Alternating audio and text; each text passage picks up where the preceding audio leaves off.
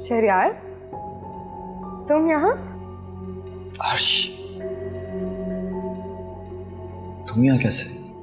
हाँ, वो मैं अपनी कुछ फ्रेंड्स के साथ आई थी, तुम पे नजर पड़ी तो सोचा मिल लूं। आओ बैठो। Thank you.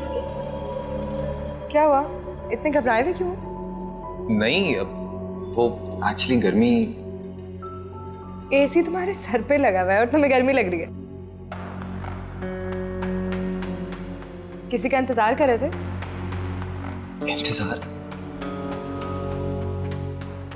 नहीं, वो एक्चुअली मैंने ऑर्डर दिया हुआ था तो सर्विसेज का थोड़ा सा डिले। अच्छा, मैं अभी मैनेजर को बुलाती हूँ। Excuse me. अर्श, वेटर से पंगा लेना ठीक नहीं रहेगा, वो हमारा खाना खराब कर सकता है। देखो, तुम्हें देख के इतनी एक्साइटेड हो गई कि यही भूल गई कि मैं तुमसे नाराज थी। ना कॉल ना मैसेज, कहाँ आया वो एक्चुअली मैं जरा था। कहाँ जा रहे हो? वॉशरूम। वॉशरूम उधर नहीं, उधर है। थैंक्स।